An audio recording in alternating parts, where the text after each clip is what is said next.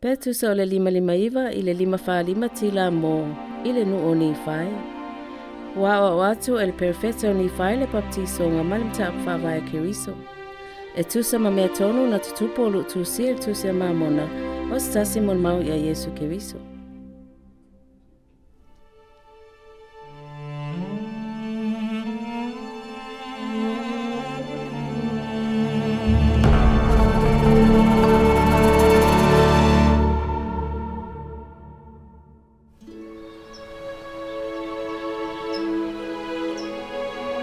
E te taun o tautala atu e winga i le Mataupu faavae Keriso.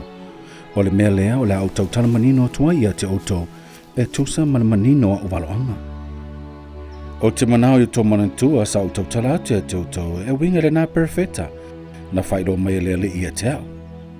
O le aia papatisoina le Tamai Mamoe le Atua. O leo le avesea agasala le lalolangi. O le nei, a whai o le Tamai Mamoe le Atua o le ua paia na tatau ona papatiso i le vai ina ia whataunuina me tonu uma. Ua le sili atu ea on tatau ia i tātou, ua le paia ona papatiso i oe i le vai lava. Ma ole nei o te vasili atu. Pena faapea ona whataunuina e le Tamai Mamoe le Atua me tonu uma i le papatiso ina o ia i le vai. Tau te leilo ea ua paia o ia. Ai, e oi ina paia o ia. Ua whaalima e ia i le whanaunga a tagata. Ua ia faamaulaloina o ia lava e tusa malale tino i luma le tamā. Ma mori mawatu le tamā o le ai ausius ta ia te ia.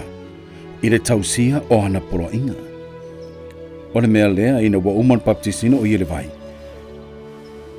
Sa hafio ifo le nganga paia iona lunga e peise lupe. E whailo mai ai le whanaunga tagata. Le lau e teiti o le ala. Ma le vaapiapi o le faitatoa e te tauna latou rotuai. Ua whaia ia le whatetainga ia i latou. A whaito te mulimuli le alo, ma le faamoemoe ato le loto. Ma le whaia se pepelo, ma se wha ole ole i luma o le atua, ai ma le manatu tonu i ai. Ma sala mo iau tonu sala. Ma moli mau atu le tamā ua o tau loto e ave o tau lunga le suafo Keriso i le papatisoga. I oe i le mulimuli atu le ilo o tau ali i maro tau whaola i le vai. E tusa malana afioga faauta. Ona o tau maua lea o le anganga paia. Pe a oma ona o tau iai le nei alalau i te iti ma le vaapiapi. O te fsiri atu pe ua whaia me oma. Fauta, o te whaiatia te utau ele hai.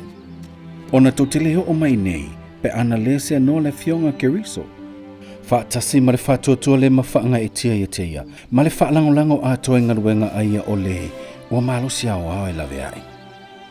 O le mea lea e te tau ai ono tō fetaomi atu i luma, ma le tū mau i a Keriso, ma se susulu a atoatoa le faamoemoe, ma le alofa i le atua, ma tagata uma. O le mea lea a whaito te fetaomi atu i luma, ma taumamafa fiafia le afioga Keriso, ma tū mau e o le iunga, whaauta o faapea o fetalai marutama, o le auto maua le ola e faavavau. O le ala lava le nei. E le ai foi seisi ala, po seisi ingoa i lalo le langi, e mawhai ona whaole nei tagata i le malo le atua. Ma o le nei, o a mea te tau no tau whaia pe a uma o tau rua atu i le ala. A uma ono tau maua le anganga pa ia. O le hamawhai ono tau tau tatala inga ngana a ngelu. E tau tatala a ngelu i le mana o le anganga pa ia. O le mea lea lato te fetalai mai afioga Keriso. Taumamafa fiafia i afioga a Keriso. O le a tau mai a te o tau mea uma te tauna tau whaia. A whaito te uru atu i le ala. Ma maua le anganga pa ia. O le a whaali mai ia te o tau mea uma e te tauna tau whaia. Whaauta. O le Mataupu faavae nei a Keriso.